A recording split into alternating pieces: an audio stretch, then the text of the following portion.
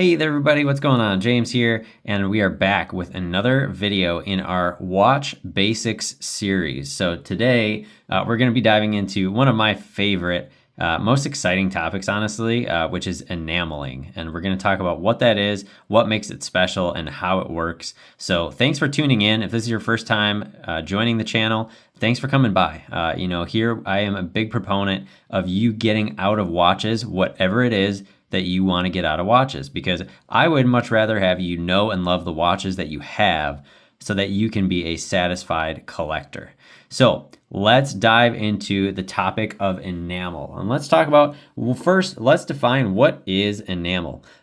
It's actually a decorative technique that is very difficult to do, and I'll talk a little bit about the process of what all goes into enamel. But basically what it is it's taking typically glass and powdering it. So it's colored glass, and a company will powder it, crush it up, really tiny, and then they'll use special tools to apply it to a dial.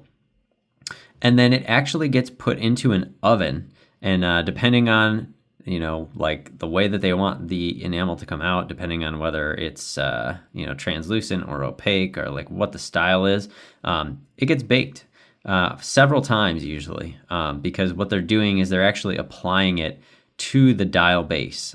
Sometimes those dial bases are precious metal, sometimes it's just steel, just depends on the watch. But the heating of the enamel or of that powdered glass is what gives you some really spectacular dial textures, some dial colors, some luminosity. And so today we're going to look at two examples of what this looks like. And, you may have seen some of these before because, I talk about my watches on this channel. I'm not reviewing, some watch that somebody paid me to review. I'm using the stuff that I got. So, I may not have as many examples to show you because it's within my own limited collection. But these are real examples, and this is the stuff that I wear. I'm not like promoting something that I think you should own. This is the stuff that I wear. So let's talk about this beauty first. So again, this is my Jaeger-LeCoultre Master Ultra Thin Blue Enamel Perpetual Calendar. This was released in 2019 as a series of 3, along with a moon phase and a tourbillon watch. And I do really think, there's some other beautiful guilloche enamel dials out there.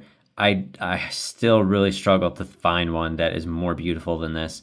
I do think, I love that JLC is continuing along with this. So usually it looks like on their tourbillon models, they are, continuing this combination where they're doing both guilloche, again, which is the texturing of the dial, and enameling with some different colors. So I'm really excited to see that they're continuing that. But this was a particularly beautiful variant of it.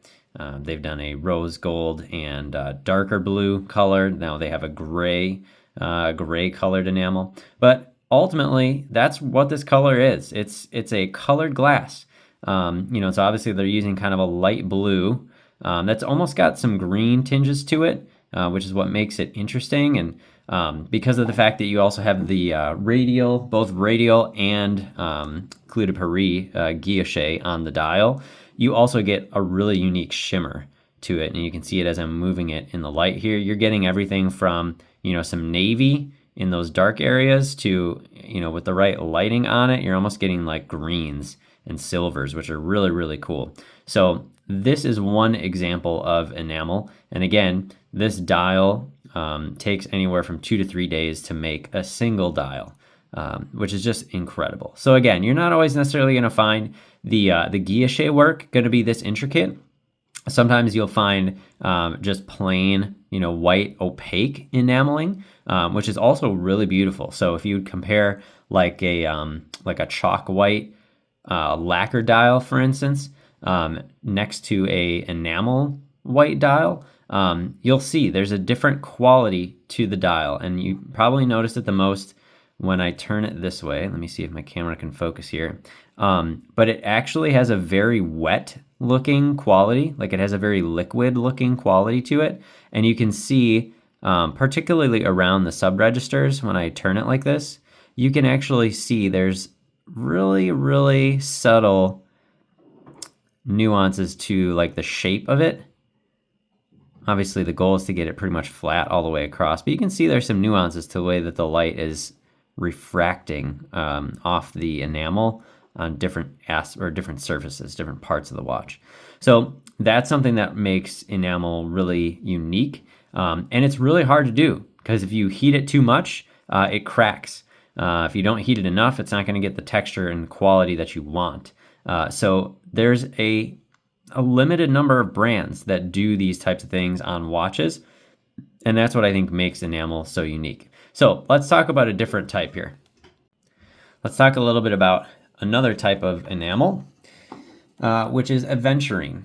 Now, aventurine is a couple of things that are unique here. Aventurine can actually be found naturally, which is pretty wild. So it can actually be like a stone that you cut and use, almost like a stone dial type of thing. So there are some instances or applications of that. However, more commonly, I think, from what I understand, aventurine is actually created very similar to the same way that enamel is created. So with this particular one, so again, this is the Girard-Perregaux 1966 Orion model. It's created like enamel. So basically you have layers of enamel. They're very dark, almost like a black looking kind of glass powder. But within that, you have also little bits of sometimes cobalt, sometimes copper. That's why you get the different colors that show up in the enamel. And then of course, again, there are layers here. So it may look like it's just one solid layer, right?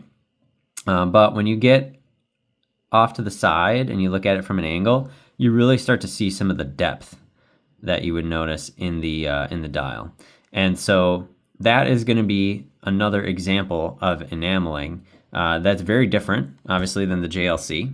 Oh, sorry, I'm hitting my camera here. Very different than the JLC, but I think equally as special. Obviously, there's no guilloche work on this dial, but you do have to remember that anytime you create an opening in an enamel dial, it is incredibly difficult to do, especially if you're doing an opening on a guilloche dial. That's also incredibly difficult to do. So for instance, on the JLC, when you're looking at the moon phase and the the millennium discs and the year, those openings are really hard to do. You know, you've got to start with a plain dial first, do all your guilloche, and then cut those openings into it.